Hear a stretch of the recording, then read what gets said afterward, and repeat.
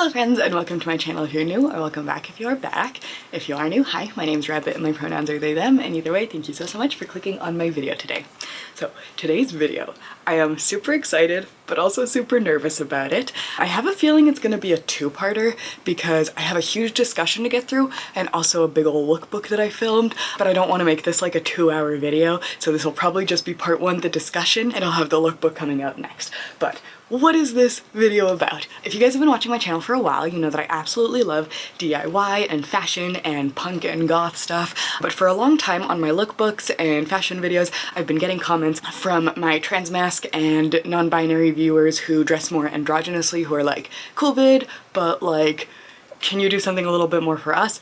And I am finally ready to do that. I want to make something just for you guys because I feel like so often there's this conception in male fashion that it's like boring and you can't have any fun with it, you can't have any jewelry or makeup or like nothing fun, and I don't think that's the case at all. I think there are so many creative, incredible ways you can like play with style and texture and fashion and stuff in still really alternative and like masculine coded ways. So hopefully today's video will be talking all about that, and then I'll be able to like demonstrate it in a lookbook. That said, I did notice when I was editing my lookbook that all of my fashion outfits tend to read really like queer, and like even when I'm dressing like a guy, there's nothing really butch about me, if like, you know what I mean.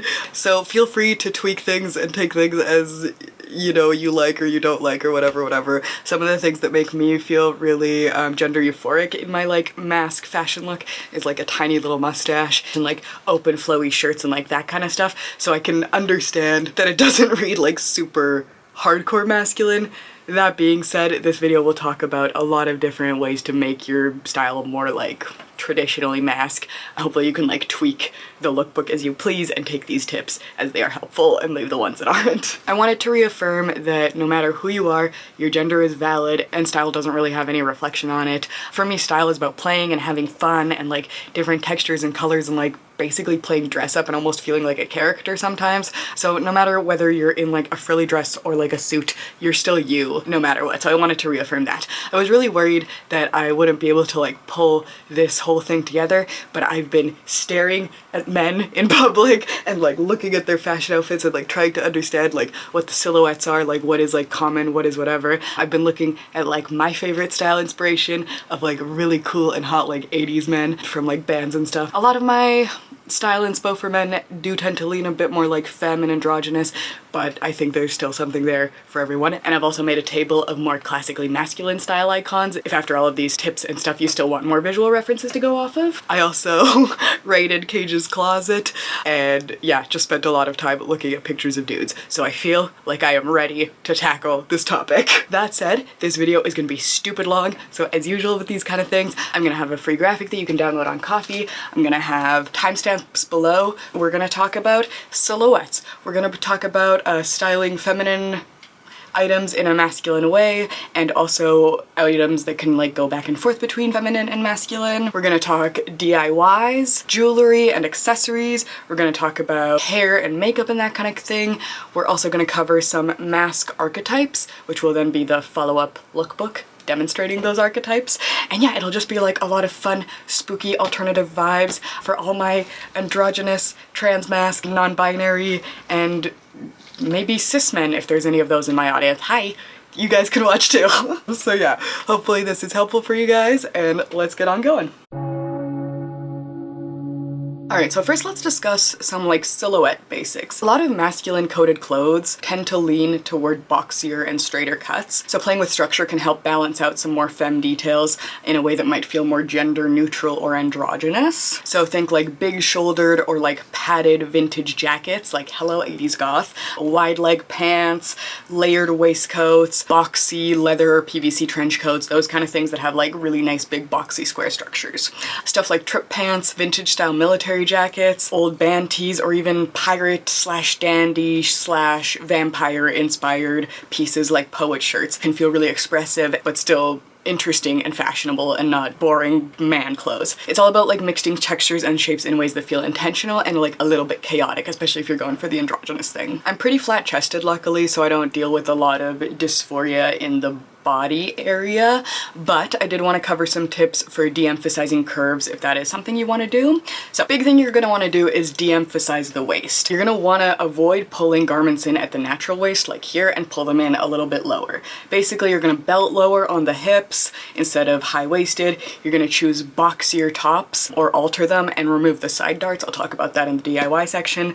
You can layer things with unbuttoned items or like vests and stuff that kind of like create a square line down your body. Another kind of trick for like the anime boy torso look that's like very square, if you take a cropped jacket and layer it with like mid-rise or low-rise pants, it kind of hides the hourglass line because it like blends in the whole bust area as like one big square. Just gives you like a nice rectangular shape. Layering strategically is going to be your best friend for hiding curves, so think long line vests and open cardigans, things that create this vertical line down your body and don't give like that hourglass. You're going to want to go anything long and straight, right? You absolutely don't have to go like completely shapeless cardigans though. You can get really like fancy like waistcoat style vests that still have structure but don't shape your curves in like a femme way. For structured oversized pieces, blazers, thick cotton, boxy tees, and like I mentioned, padded shoulders. And for band tees, I recommend picking things that instead of having like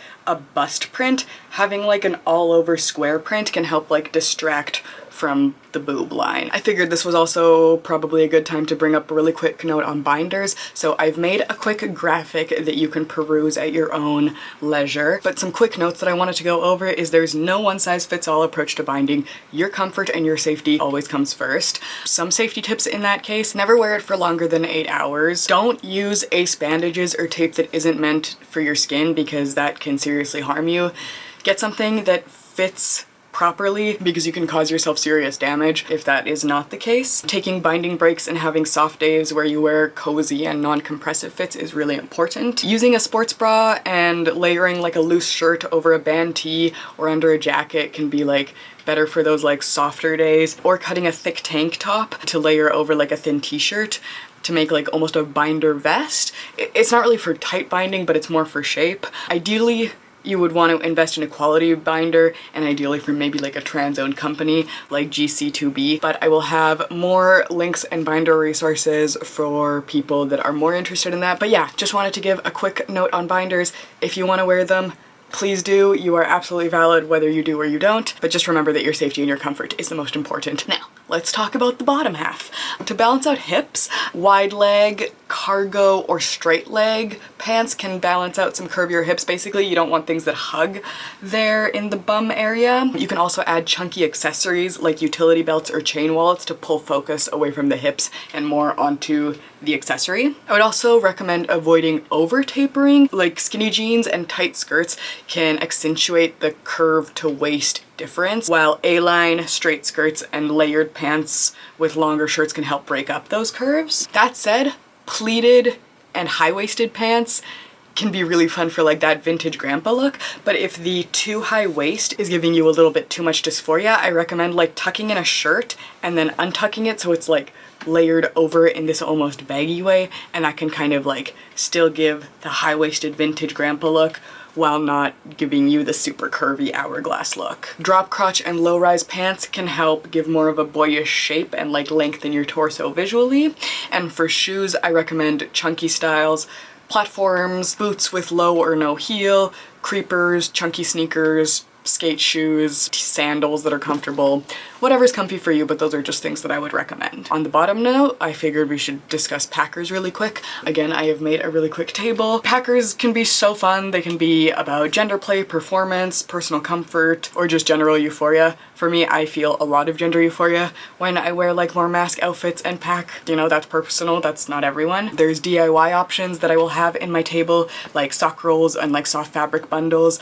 These can be really gender affirming and can like help you experiment and try things out without spending a bunch of money. But you can also go super wild for like stage looks. Exaggeration is your friend. I'm thinking like David Bowie in The Labyrinth. Yeah, either for stage looks or just for every day. Dude, be yourself, go wild. I think it could be a lot of fun. All in all, there's no right way to pack. Just do you, do what feels comfy, even if that's nothing at all. And again, I will have some links and tips below for people that want more info on that. Now let's talk about some kind of layered silhouette recipes that you can play with for like a more masculine look. One of my personal favorites is the triangle flip. That's like the wide shoulder plus narrow pants combination. It gives like the inverted triangle and very like masc visual. So you can do like a very like flowy or wide-brimmed jacket or overshort with like more skinny or straight leg pants. Alternately, long plus cropped can be like a fun visual to help balance out curves. Basically like a crop jacket with a tunic length dress that will kind of flatten the bust line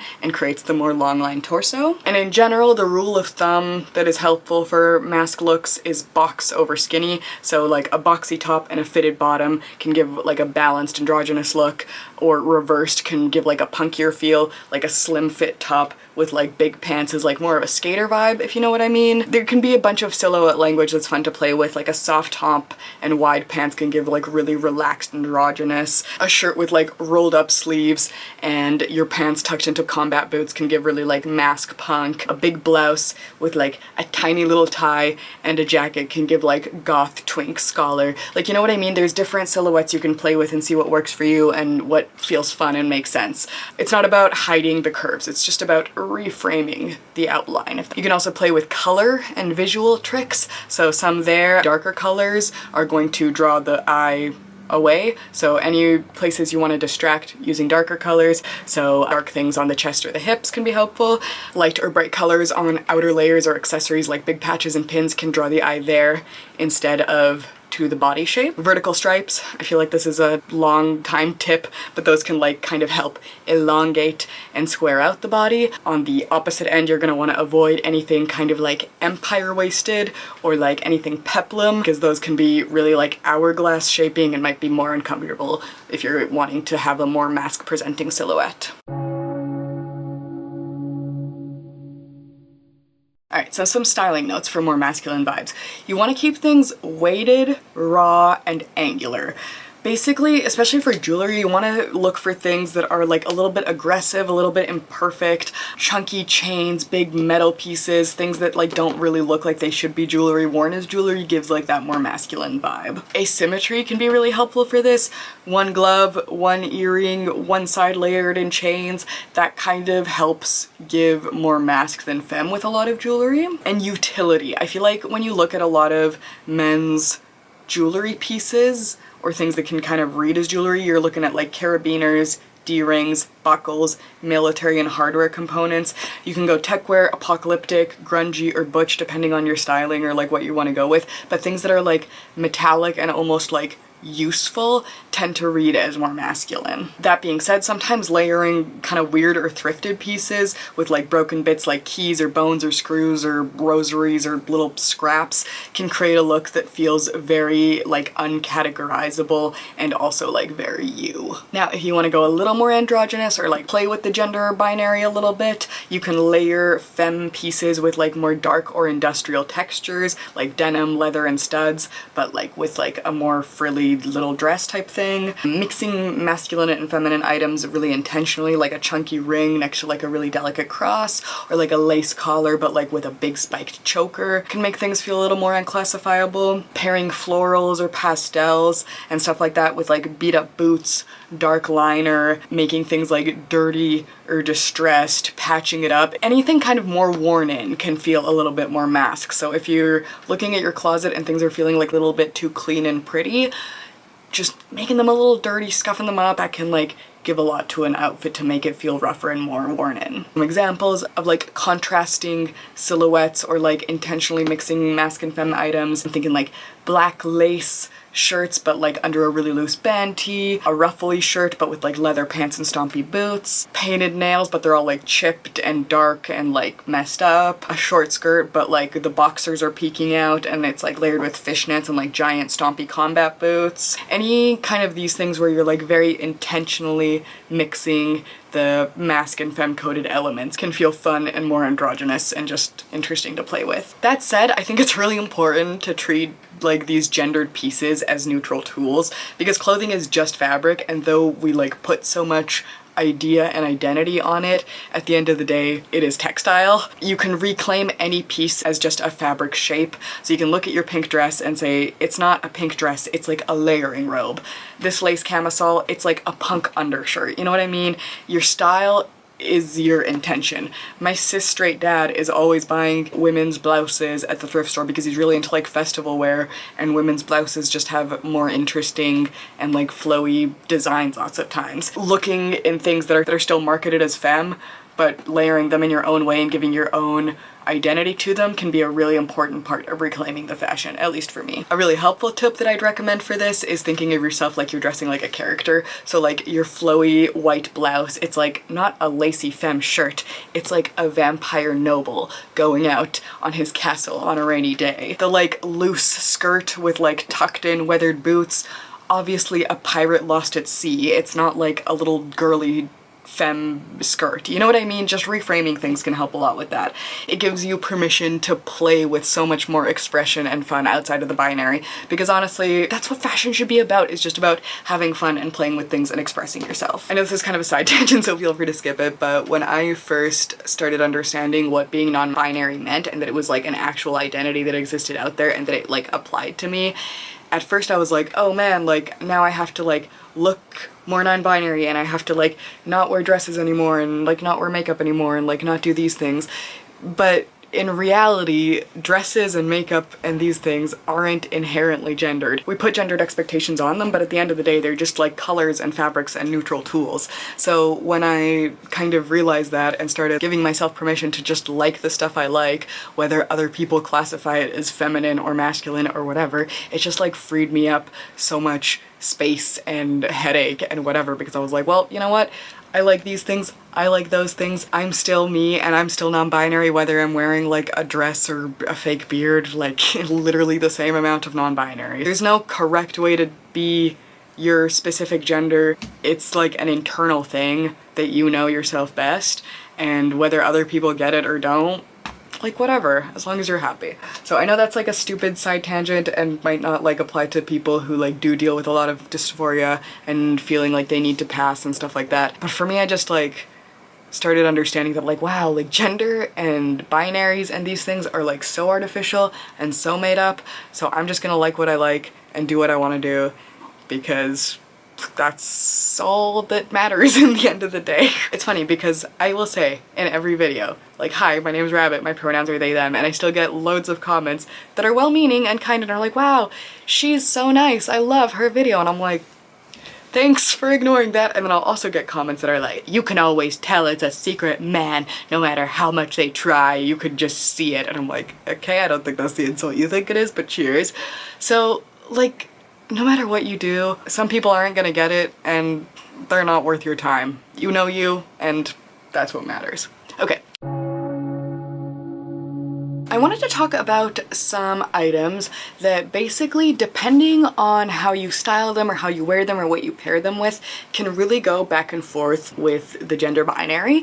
Basically, these are just like some examples of things in my closet that I was like, oh, this can be styled really femme or really masc, so I thought it would be a helpful section for those people who might on a day-to-day basis want to play with gender presentation. So, some examples. Baggy leather or faux leather trench coaty dress type thing. When it is worn open, it looks like a big baggy kind of macho leather trench coaty thing. However, when you close it and belt it at the waist, this one comes with like a little waist belt thing, it turns into like an adorable little mini dress. So with like fishnets and tall boots, hello cute mini dress goth girl. With straight leg jeans and a band tee, hello Mr. Outside the Goth Club. You know what I mean? Next, this one's kind of specific, but I have this little bra top thingy that I got at a festival, and normally it is supposed to be worn closed. It looks like this when it is worn closed and the way it is supposed to be. However, when you wear it open, it turns into like a cool little vesty waist harness thing. So little things that like do up in the front, try them open, they might be an interesting little vest. Really similarly to that is this type of corset-y vest. This like buckles in the front, total little femme vampire moment when it's worn like this with a little short skirt and some stockings or whatever, but total masculine vampy vest when it's worn open and layered with like a flowy poet shirt and some leather pants. You know what I mean? Now this look isn't for everyone, but I personally really enjoy it. A long maxi skirt or circle skirt type thing can be super witchy, long femme, lovely silhouette like that, or you can tuck the back hem into the waistband and give yourself these like drop crotch, either like samurai or pirate looking kind of adventurer pants. They're very like kind of grungy and can go either tech wear and post-apocalyptic styling or like piratey and old-timey depending on how you style them. Any plain loose t-shirt, when you roll up the sleeves, you can either pin them with safety pins or just keep them rolled up. It can make it feel like more of a loose muscle tank and give more of a macho vibe. Scarves or like long rectangle pieces of fabric are absolute magic. You can go either with like a mysterious, more like mask hood or like kind of like face shawl that can feel pretty mask coated. You can go with like a fancy shoulder shawl that can feel very femme coated. You can wrap it around your hips like fancy skirt way. You can tie them in cool asymmetrical ways around your chest or over shirts to be like interesting and like piratey or grungy. Playing with fabric and scarves and just different pieces of rectangular cloth can be so much fun for fashion and texture play and like slightly androgynous stuff. If you have kind of a feminine blazer, it can be a lot more femme looking when you button it up, but worn unbuttoned and with the sleeves pushed up, it can read a lot more masculine. This one might be kind of a long stretch, but this is like a corset top from the front, but it does have like interesting metallic detailing on the back, which again can make an interesting, weird asymmetrical vest when worn like this. Big flowy blouses like this, lots of times they'll come with like huge, really decorative fancy buttons. To make them more masculine, you want to take those off and replace them with something a little smaller. For instance, this one I replaced with little skulls just because the buttons were gold and huge and hideous. But these can look really feminine if you like layer them with like a skirt and like a little corset belt or like things like that.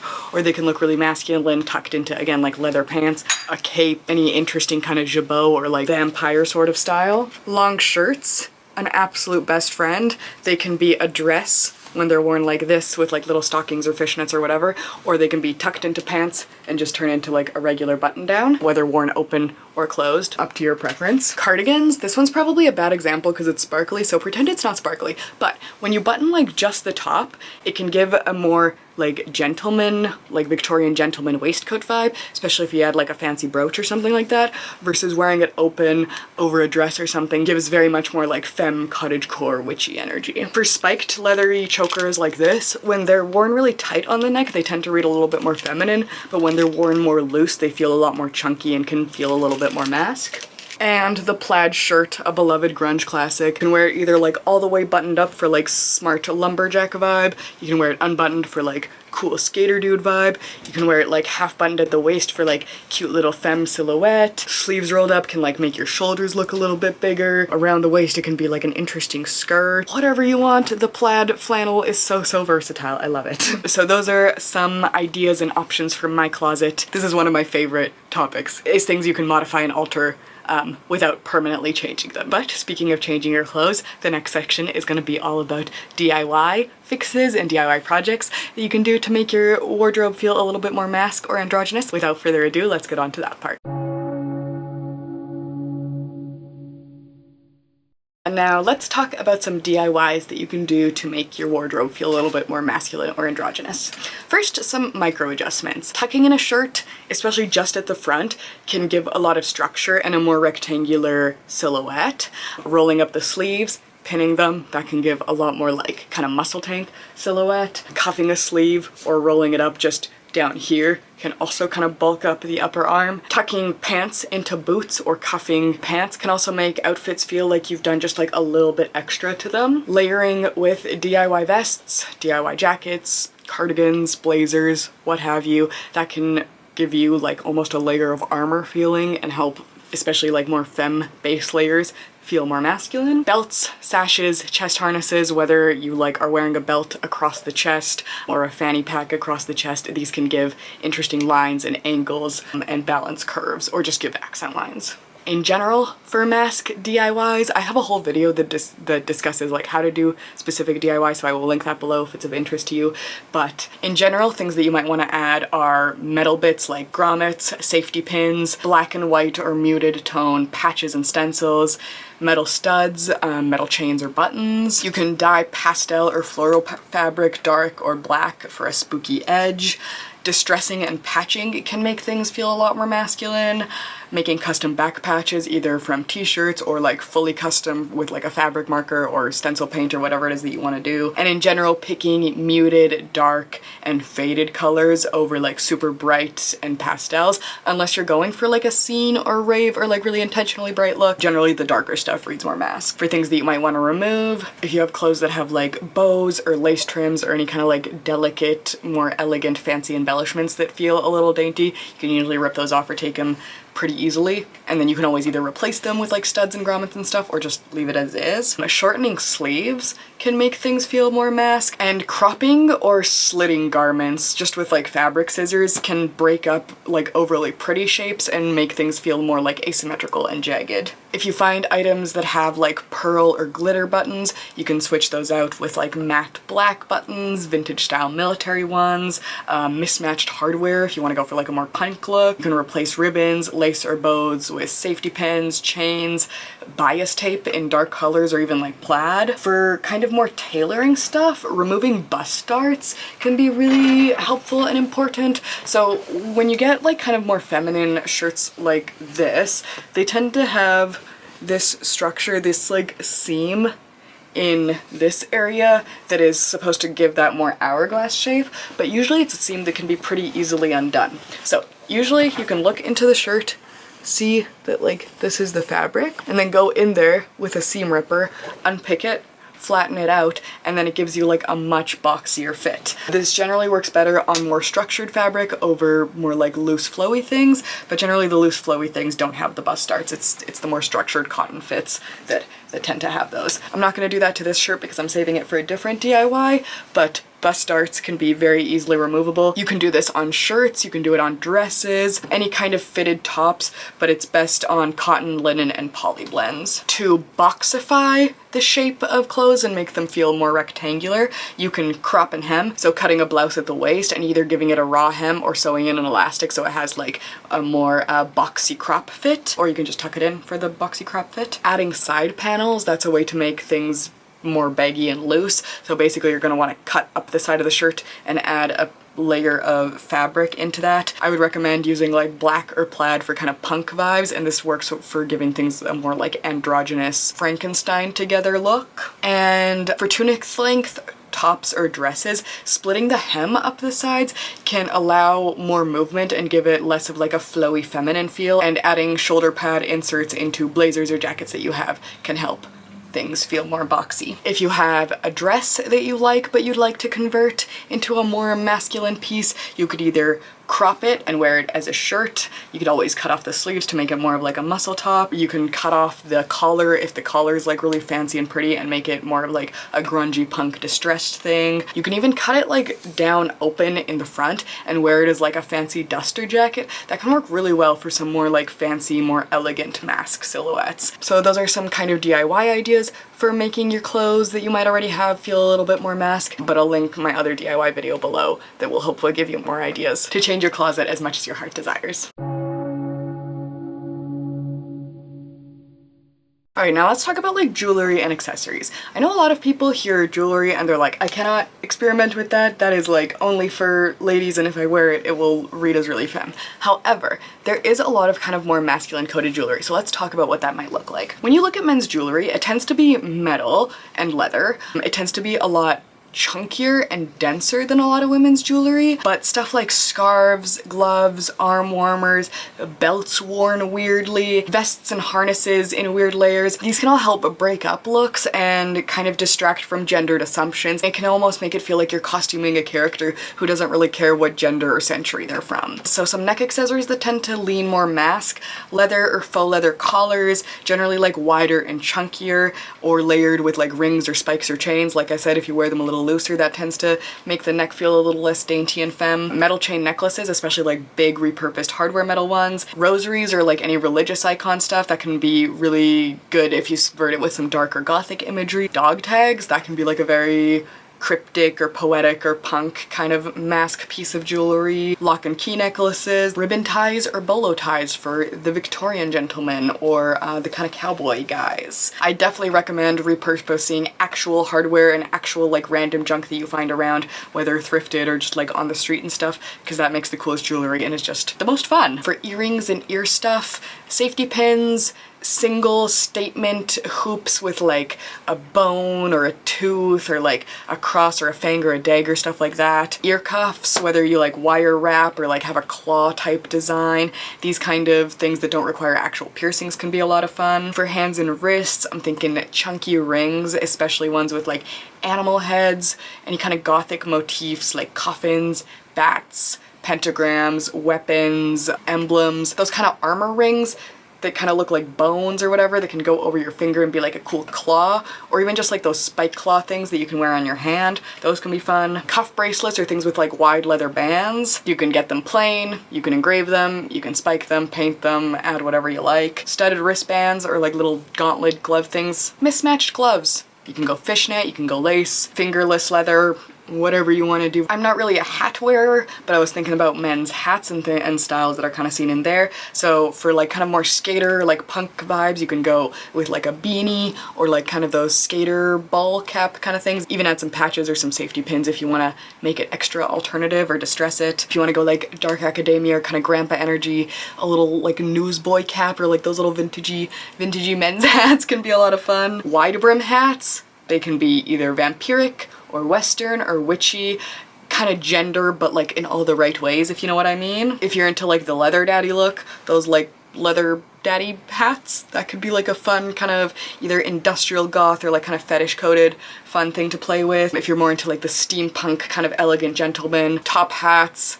bowlers, actual like detective hat fedoras, any kind of like vintagey men's hats, those can be a lot of fun and like still give like alternative mask vibes when like styled with alternative pieces of clothing. Then for bags, because I am always such a proponent of carrying a million things on me wherever I go, kind of tactical or like military style pouches that you either wear across your chest or across your waist. Those can be really modular and you can modify them as you want. You can add patches or pins or distress them as you like. They're very utilitarian. Canvas or leather or kind of like fancy fanny packs, or kind of more skater fanny packs, things that are worn around the waist that have a lot of pockets, can feel a lot more mask, but still super handy. Thrifted leather satchels or like book bags if you want to go kind of grandpa energy or like dark academia. Briefcases, if you want to go like power fantasy punk crossover, you can either have like one that's all added with stickers and patches and random stuff, or like a really beat up old one for like, I am a ghost of the library who has been haunting this school for ages. Backpacks, a classic. They give that super fun bulky silhouette. You can add chains, you can add studs, you can add pins, whatever you like, or you can just leave them plain and as is. And for final kind of body slash miscellaneous accessories, harnesses or like chest straps, especially ones that aren't like boob shaped but are more like kind of strappy and weird and like cyberpunk. Those can feel interesting and masculine and break up some silhouettes. Bullet belts, I feel like these are very classic like punk metal guy kind of thing. Chains as accessories, whether you're doing like wallet chains on your belt loops or wrapping them around boots, whatever you want to do. Pins and patches on jackets, hats, bags, as brooches, on scarves. Wherever you want to put them, they will go. Keychains are like little hanging trinkets, whether you attach them to pants or belt loops. You can use old toys, vials of weird stuff, weird little fake weapons, DIY charms, old pieces of jewelry like necklaces and bracelets and stuff that you think are interesting. Bandanas can be a lot of fun, whether you like wear them around your face for kind of like that outlaw look, or you can like wrap them around your head. Yeah, bandanas can be a lot of fun as a way to play with men's fashion. So those are my tips and recommendations for kind of more mask-coded accessories and jewelry, because I totally understand the idea that jewelry is like really feminine coded, but I think with some tweaks and a little bit of play, we can mix that up a little bit. Alright, now let's talk about some masculine / androgynous makeup for alternative goths and guys. These are fun for everyday looks, they can be fun for drag or like kind of cosplay. A lot of people understandably think of makeup as a no-go for transmasc and non-binary androgynous dudes, but masculine alt-coded makeup is totally a thing and it can be so much fun. So I'm thinking like drag king contouring, smudgy dark eye makeup, fake stubble or beards. Honestly, a little fake mustache gives me such gender euphoria. It's so much fun. Even just making your brows thicker and messier can be a really good way to make yourself feel a little bit more masked. Or you can even go from like a Just Rose from the Crypt vibe with like grungy eyes and like grayish lips and sunken cheeks, and it reads more creature than femme, so you can still like play with some expression. Same with doing more like alien or kind of like generally fantasy inspired looks. Those can go a lot more androgynous coded. Let's talk about some drag king contouring / just general mask face sculpting. So for a square jawline, you can contour under your cheekbone with a cool brown or a taupe shade and then blend it down a little bit. Also around the chin with a touch of dark shadow, especially at the tip of the chin to kind of like give it a more squared look. For the nose, you can contour the sides and flatten the tip or kind of like play with any ridges that you have to give more of like a broken nose or kind of like Roman nose vibe. For your forehead, you can either shade at your temples to give kind of like an undead kind of like sunken look, or like here to give a more like square forehead. You can definitely look up more tutorials that are more specific to your specific face shape and what you are wanting to achieve. Faux stubble and beards can also be a lot of fun to play with. So different application methods you can use are a stipple sponge. You just dab on some watered down brown or gray cream makeup, whether that's like concealer or whatever, or eyeshadow mixed with setting spray, and just like gently tap it over your face. One of my favorite ways, especially to make the mustache, is like the smudge pencil method. So you take an eyebrow pencil and just give yourself little hairlines and like smudge it out and add a little bit more and smudge it out and add a bit more using like gray or taupe eyeliner. Especially depending on your hair color, you can go different, but I use kind of like a grayish color. You can also give yourself kind of a 5 o'clock shadow in the same way on the jaw, the chin, the upper lip, wherever feels comfortable for you. And then again with the stipple sponge, one thing that's really fun to do is like the freckles and beard combo. So you can add like freckles across your nose or your cheeks to kind of give a rougher, more like sun-worn-in vibe, which can be really fun for more like piratey or steampunk looks. For some eye looks, you can also have a lot of fun and be creative. Generally, I find shadow can play a lot better with like more masculine eye looks, but let's talk about some different ones. For kind of the hollow eye, this works really well for a lot of looks, but especially like kind of undead, gaunt, skeletal kind of creatures of the night. Adding like cool toned browns or grays in the eye socket can help kind of deepen the eyes and give a more hollow look. You can give yourself like a grimy smudge for like a more goth or emo thing, either using like red or black or brown eyeshadow and putting it either under the eye or like on the lid and in the crease and blend super messy if you want to go for like a rock star look, or just under the eye if you want to go for like a tired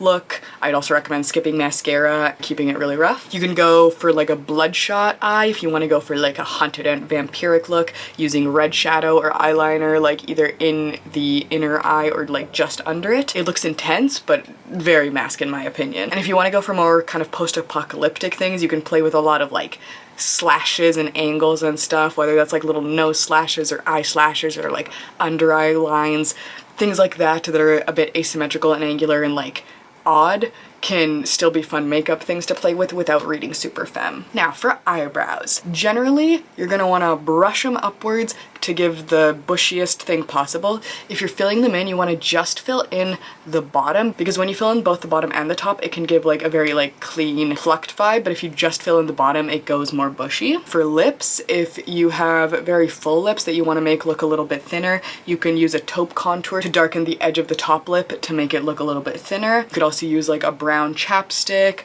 a dry matte lip stain, or you can put some black lipstick off and then like rub it off really messy to go for like a very punk, genderfuck, gothy emo sort of look. In general for makeup, I would skip mascara and highlighter. You want to avoid shimmers and glosses unless you're really wanting to mess with the gender binary, because those tend to read a lot more femme.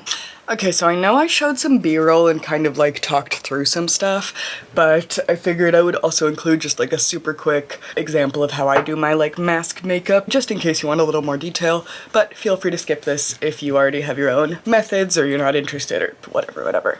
I'm starting with just some powder on my base, both for sensory reasons because I don't like the feeling of like dewy skin, but also in general, matte skin tends to read a little bit more mask than like super dewy skin, but you know, personal preference. I love having thick eyebrows, but I'm gonna go ahead and make them even thicker as we discussed with some gray eyeshadow, and I'm just gonna like apply it to the bottom, put it up through the brow, going ahead pretty messy, fluffing it through, and I'm using a clean spoolie that was just from an old mascara tube to help brush everything through and make it look a little more natural. I'm not a fan of like brow gels or pomades or anything like that, but those are definitely an option as well if you want to play with like more texture. Now next I'm gonna do my little like fake mustachy thing.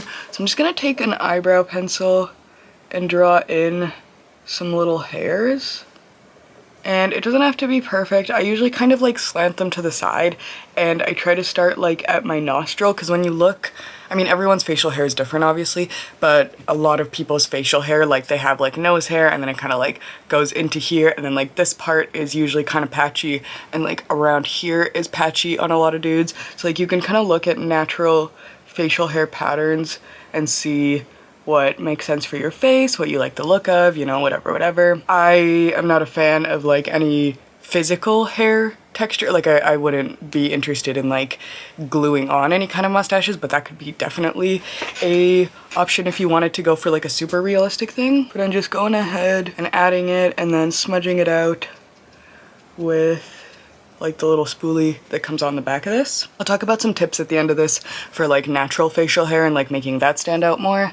But if you don't have any and you want to play with a little bit, you can definitely draw it down with like, yeah, eyebrow pencils, eyeshadow, whatever works. And you don't have to buy things that are like specifically marketed as like men's makeup. You can just buy like normal eyebrow pencils instead of like beard pencils and stuff, unless you want to, you know, it's up to you. But if like the specific makeup packaging is like really girly and makes you feel kind of dysphoric, like something like this, you could totally just cover it with duct tape, cover it with grip tape, stickers, piece of paper, whatever you want. I'm also adding a couple of pieces with shadow, like eyeshadow and a little angled brush, just to kind of darken the area. And I'm smudging it out with my finger and doing the same with my chin a little bit. And you could do it around here as well. I know I talked about contour and stuff, but that's like, I'm pretty okay with my face shape, so I don't do a ton of it on the daily. For my mask makeup, I mostly just like the stash, the brows and the eyes. So I'll talk you guys through that. But I did want to talk about some different options depending on what you want to change up. And there's no right way to do this. You know, experiment with what feels best for you. Brow products I think would be really good. Little pencils and microfine things, angled brushes, you know. I know not everyone likes the look of the peach fuzz stash, but I think it's cute. It makes me feel kind of piratey and vintage. All right, and once I'm happy with the stash, I'm just gonna darken the eyes a little bit. I just like the look of kind of haunted, hollow, tired eyes for my mask looks. That's what I enjoy, but obviously you don't have to do it. You don't have to do anything that you don't want to. I'm just showing you guys what I like. So I'm going in with a little bit of purple. I'm going under the eye to kind of do this like haunted, tired eye bag sort of thing. I'll add a little bit of brown as well. And I'm going in with all matte shades, no shimmers, so we keep it like a little more natural looking. And I'm also going to darken underneath the brow, because lots of times when you look at dudes that have very like masculine faces, they have these very deep set eyes, and like their eyebrows are thick and bushy, and they like kind of almost cast a shadow into the eye socket, and like their eyebrows kind of look a lot lower than like where I would normally pluck mine. So I'm adding just like some shade to bring everything down and give that illusion of like a more hollow and sunken and deep set eye. And you could go as colorful or as neutral as you want it. I'm using some purples, using some browns, so it's a little dramatic, but you could definitely go with like lighter if this looks too much for you, or darker and use like reds or like really intense purples and browns and blues and interesting colors, whatever you feel like doing. I primarily like to focus the majority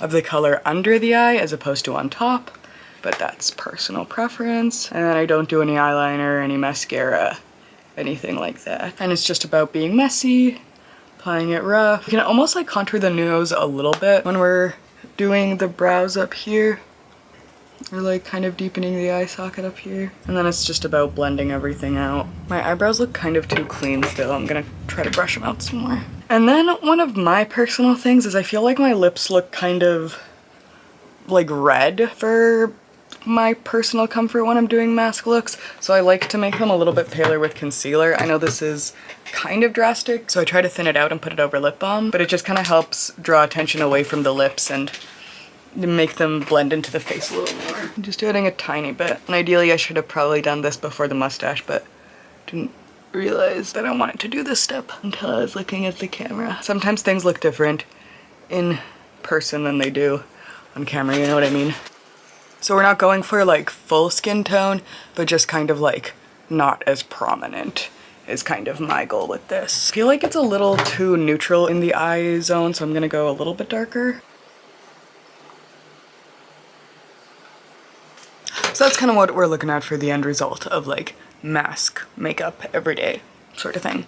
So yeah, and now back to the video. I wanted to really quick discuss some options if you're not starting with a completely hairless base, like if you have a little bit of mustache hair, some patchy beard, but you want to fill it out a bit more. So here's my advice for that. Number one, brow gels and pomades are gonna be your new best friend. Tinted brow gels like Tinted Brow Mascara from NYX can be really good for adding subtle color and hold. You wanna brush in the direction of the hair growth, especially when you're doing your jaw and your mustache. And if you have some kind of patchier areas, a bit of brow pomade with an angled brush can add shape and depth. But make sure you kind of work with a light hand so it gives more of a natural hair look. Another option is mascara. You can use a brown or a really soft black mascara to really make a fuzzy stash pop without looking cartoonishly dark.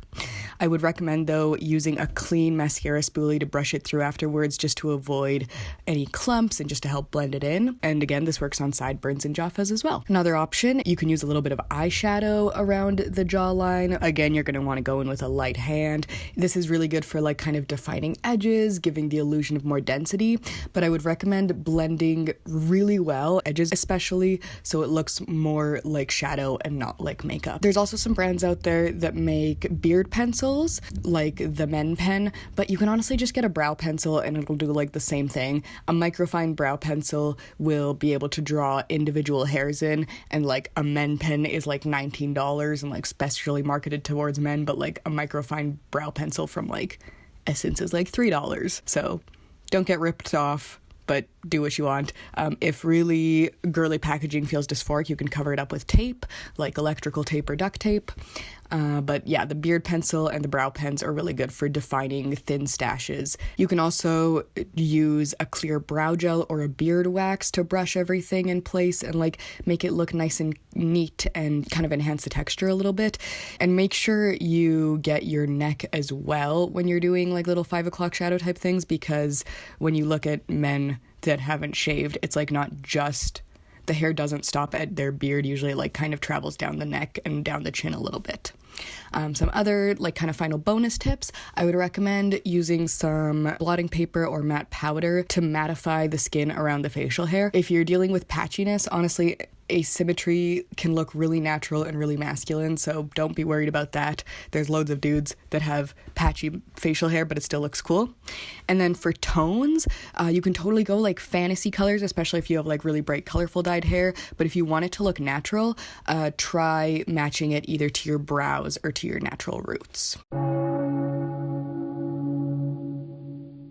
Okay, so really quick note on hair.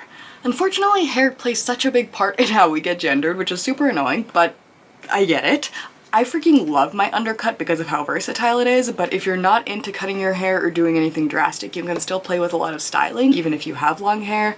I'm thinking slicked back hair, braids, especially if you tie them with like twine or ribbons and give it more of like a Viking or like medieval goth sort of look. A messy updo, faux hawks, spiked hair, or even hair covered with a hood or a beanie if you want to like tuck it all up and not have any of it show. I'll have a table that has some more ideas on things that you can do of like hairstyles, but if you're into more drastic ideas, I will also have a table on kind of haircuts that might be seen as more masculine, but still can play with the goth and punk edge and not just feel like plain buzz cut, though that's totally a valid look as well.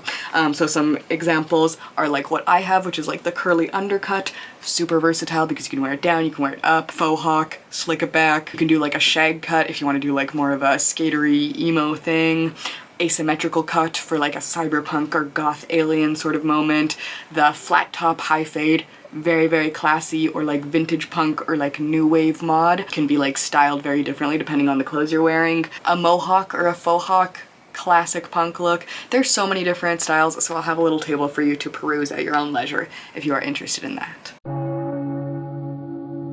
Now, I wanted to talk about some kind of style archetypes, or like different kind of style paths that you might want to explore if you're not really sure what you like for your kind of masc fashion. So some examples, and then the next video will be like my lookbook of these examples. So number one, kind of like 80s vampire boy. This is like soft goth classic, you know, flowy shirts, velvet blazers, dramatic capes, frilly cravats, you know, it's soft-eyed and bloodthirsty. Similar to that, but like a little bit more like elegant, sophisticated, I have the Graveyard Gentleman. He's like more Victorian, kind of gothic romantic inspired, with more like long coats and like vests and riding boots and like embroidery and like a cane and that kind of thing. You can also go in the more like edgy, grungy direction with like a punk look, you know, lots of patchy denim, safety pins, ripped band tees, plaid pants, loose denim shorts, everything distressed. That sort of moment. A look that my boyfriend is very partial to, that I think is super fun, is what I'm calling the corpse cowboy. So like western goth, fringe, bolo ties, skull rings, black denim, you know, bandanas around the mouth, kind of like Near Dark. If you haven't seen that vampire movie, it's a really good one. You could go super grungy with like the oversized flannels, the baggy jeans, the worn boots, the layered knits. That can be like such a comfy look and go really, really fun and like low-key for masculine styles. Post-apocalyptic looks also are a treasure trove of inspiration for masc looks. I'm thinking utility vests, buckles, harnesses, layered blacks and grays, goggles, repurposed survival gear, anything like kind of Mad Max inspired, or you could go really like tech wear and futuristic and kind of like cyberpunk influenced. On the note of like cyber and like the future, you could go in the past future for like steampunk. Steampunk is such a cool pot of inspiration for masculine styles and aesthetic, like beautiful silk vests, pocket watches, layered sleeves, mechanical accessories, so many fun DIY little brass details, and little like chaos gremlin tailoring with like all little metal buckles and things that you're like, what does that even do? You know, I feel like steampunk is a very underrated masc fashion style, and even if you don't go like full on, you could do like kind of a more casual steampunk look. So cool. Vampires get a lot of love in the alternative community as like a source of fashion inspiration, and I totally get it, but I feel like an underrated source of fashion inspiration for the alternative community is pirates and wizards. So with like pirates, I'm thinking like poet shirts and like drop crotch pants, asymmetrical layers, belts over everything, heavy jewelry, cursed and haunted and at sea. Or like you could go super fun and wizard with like floor length coats and cloaks, layered textures of like velvet and mesh and wool, weird golden embroidery, big hoods, rings and talismans, you know, spellbook bags and alchemical charms, you know, kind of like a dark academia meets dungeon traveler sort of moment. In the more classic edgy guy fashion look, you could go for like a 2000s emo or semo thing. Black skinny jeans, band hoodies, striped arm warmers, millions of belts, lots of eyeliner, Converse, you know the drill. Skater fashion also has some good looks. I'm also thinking of kind of surf fashion in this realm, but like oversized hoodies, patched up jeans, chain wallets, lanyards hanging out of your pocket, cargo pants, beanies, grown out buzz cuts, you get the thing. You could also go for like a Masc dark academia thing, or like grandpa goth, or like kind of library ghoul, if that's your interest, to do more of like a classy dark dude. And the last style archetype I'll discuss is like Andro club kid, you know, mesh, fishnet, layers, harnesses, and like fetish gear, but like mixed into just like hot queer like nightlife glam, if you know what I mean.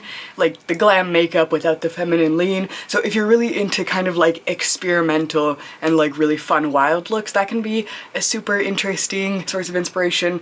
Club kid fashion has never really been my personal aesthetic, but I can definitely appreciate it for its creativity, and that's one that can go super androgynous and fun. But that's literally like not even scratching the surface. I can think of so many like cool or like hot dude archetypes, like elf forest dwelling creature man, rockabilly greaser king, 80s mod trendsetter, vintage carnival barker, Norwegian black metal guitarist, vampire course jester, the older brother who introduced you to ska music and only eats pizza. There's so much variety and texture and beautiful inspiration to look for in men's style, and like I get when people say they don't know where to start, but when you just like peek in a little bit, there's so much variety, color and texture and historical references and movies and band members and mangas and animes and stuff to choose from. Plus, you don't even have to choose one specific lane like the ones I mentioned. You can pick little things from all of them, you can invent your own category, you can follow none at all, or like change on the daily.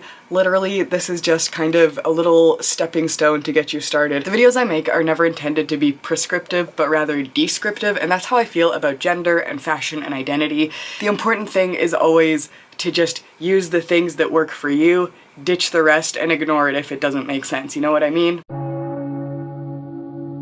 I wanted to talk a little bit about more places to find inspo. I know a lot of my personal masculine style icons are like a little bit more femme-leaning, like, you know, Prince, Freddie Mercury, Bowie, 80s hair rock guys, sexy vampire dudes, icons like Mana from Malice Miser. So I wanted to highlight some other spots that might be good for people to find inspo. So I'll have a table of kind of non-binary and masc style icons, but I will also have a table of more like classically masculine ones, and I will try to classify them so you can kind of see what might be of interest for you that you want to go into Google Images and search for. Honestly, there is so many beautiful spots to find inspiration. Movies, music, art, history. Pay attention to the world around you, screenshot things for inspo, and like take notes mentally or in your phone as you need. Specifically, if you're in the alternative or goth music subculture, we have the super fantastic fact that there's so many super cool dudes who have been in our subculture and have dressed really cool and can be a source of incredible style and inspiration. I'm thinking Voltaire, I'm thinking Peter Steele from Typo Negative, I'm thinking Andrew Eldritch from the Sisters of Mercy. There's so many cool punk bands in the past that have like kind of androgynous looks like The Damned, even more grunge ones like Nirvana, or like Black Veil Brides and like emo stuff that like was a little bit more like hair metal inspired. Like hair metal has so many cool,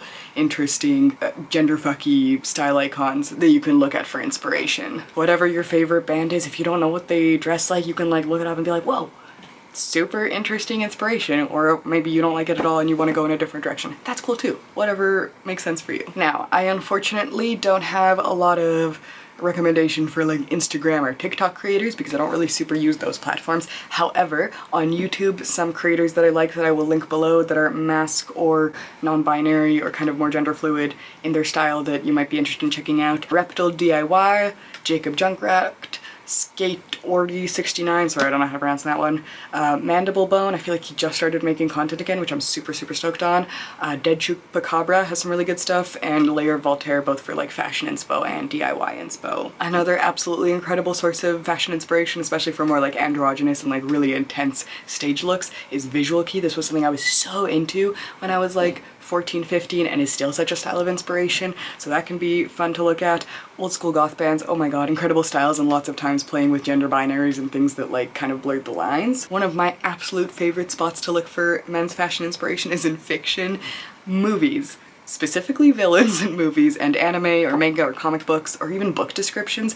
There's so much cool stylized men's fashion. I'm thinking Matrix, Mad Max, Hellraiser, Black Butler, Buffy, fictional vampires of any kind like the Lost Boys, any kind of old school horror icons like Frankenstein, Dracula, anything that Vincent Price has been in and his like super fancy, elegant, villainous characters. Like there's so many different flavors of dudes to choose from. That sounds weird. There's so many flavors of masculinity to choose from that can kind of be seen and glimpsed at in media. Also, historical art, paintings, and vintage photos, especially vintage photos and art by queer men, can be an incredibly affirming and cool source of fashion inspiration.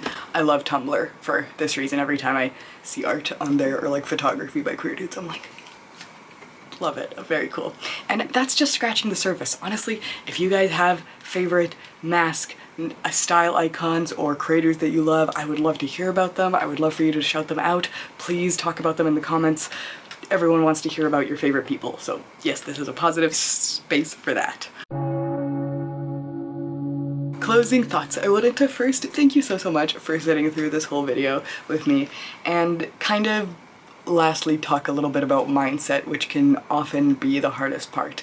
And maybe this isn't much coming from me because, like I've mentioned, I don't really deal with dysphoria in the way that some other people have talked about it, because I think the way that I understand gender is just like, it's so made up and so like socially imposed that it just like doesn't make sense for me as a thing to like give any weight to or care about. But like, I understand that that is not the experience that everyone has with it. Okay, sorry for the look change. I was in editing mode and filming and stuff, and I just wanted to like clarify some things because I don't know that like I really made sense, and like in case this is someone's like first foray into like gender stuff, I just want to like clarify. So when I talk about like gender being socially constructed, the reason that I say that is because like depending on what culture and time period and specific person and whatever you're looking at, there are so many different definitions of what it means to be a man throughout history and what it means to be a woman throughout history. We've had different times where like the epitome of masculinity was like a very fancy, aristocratic, like kind of dandy sort of dude versus like a very tough G.I. Joe sort of man. Like there's been different models that have been like the preferred masculinity throughout time, and the reason you can tell it's socially constructed is because it changes all the time. There's nothing like physically about a man's body structure that means he cannot wear a skirt or that makes blue a more masculine color over pink. Those used to be like the opposite, where like pink was considered a more manly color for boys because it was like closer to red, and red is like passion. So like these things change over time. High heels were like originally a men's clothing thing. What it means to be a man and what it means to be a woman has changed over time. So the only thing that you can really trust about it is like what you feel internally and like what makes sense to you. For me, I never felt like a woman, and there were times when I was a kid and I would get like mistaken for a boy and have like a weird sense of pride and be like, oh hell yeah, and not really know like why that was until learning about like non-binary identity and gender and like the construction of things and being like, oh my god, this makes so much sense. This is why I like never related to like feeling like a woman or feeling like a man or like feeling like any of these things, like just personally for me. But like other people have a really strong sense of their masculinity, of their femininity, of whatever. I also feel like in these conversations about gender being socially constructed, a lot of people are like, yes, gender is socially constructed, but sex is still a binary. And I just want to take this moment to like dispel that as well, because like what we think of as like male and female sex characteristics are way less set in stone and like strictly separate than one would think. Like I remember in biology learning about how fetuses develop in the womb and the way that like kind of everyone starts with essentially a vagina and the clitoris can grow into a penis depending on like hormones and whatever. Sorry, it's been forever since I took high school biology. But the fact that like the sex organs change and have like this transformation period, and like at what point does a micro penis become an enlarged clitoris type of, and like, you know what I mean? There's so much variety. The fact that like most humans have breasts, and like I think of like boobs as like a woman thing, but like there's men with breast tissue out there, like whether due to gynecomastia, whether due to their body weight or size, whether just due to genetics. Like, and one thing that I kind of hate about these conversations is I feel like intersex people do get kind of brought up as like a gotcha about like gender and stuff, and that's not what I want to say, because I feel like intersex people already go through so much. But like, you and I might be intersex and not know it. Like, it's way more common than we think. You don't know about your chromosomes unless you get them tested. You don't know about these things unless you get them tested. I think about like facial hair and the fact that like when I was growing up I had like a unibrow and like a total mustache, and now I've like plucked my unibrow so much that it doesn't really grow back and I wax my mustache. But like the idea of like facial hair as a man thing isn't necessarily true. Like, I'm Italian, I can grow a mustache, despite being like AFAB and whatever. So many of the ways that we differentiate men and women is like socially constructed, like with like the way that we dress, the way that we put makeup on, the way that we style our hair and wear our shoes. It's like so much performance, so artificial and so put on, that like underneath all of it, we're all way more similar than we are different in terms of like biology and that kind of thing. We think of certain things as masculine and certain things as feminine, especially like physical characteristics like square jaws or like big shoulders or like these kind of things. There's dudes that don't have square jaws. There's dudes that don't have big shoulders. There's women that don't have large breasts. Like, you know what I mean? I feel like when a lot of people think of like a man or like a woman, they think of like mid-20s or mid-30s, like white, cisgender, thin, able-bodied, like whatever. That is not what all women or all men look like. Obviously, if you look at humans, there is such variety from like little children to like old people, and shapes and sizes and amounts of hair and body parts that are there or not there or like whatever.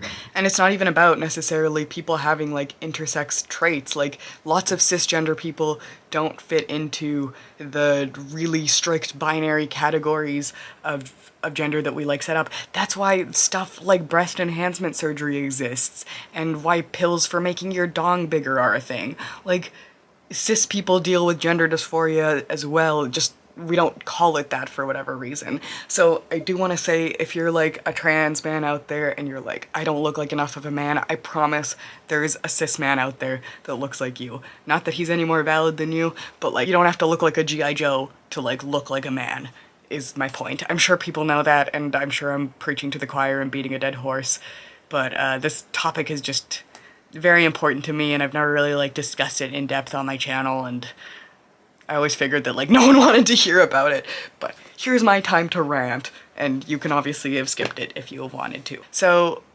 yeah, that I hope that like when I talk about gender and sex and stuff being socially constructed, it doesn't come off as being like, so trans people aren't, because that's the opposite of what I'm trying to say, and I would hate for someone to come away from this video thinking that that's like my point. I kind of wanted to get this off my chest because there's a reason that I haven't done a video about male or like masc or like whatever fashion for a long time, because I feel like part of it was potentially just like upholding this binary of like, this is what women are like and this is what men are like, when I don't really believe that in my head.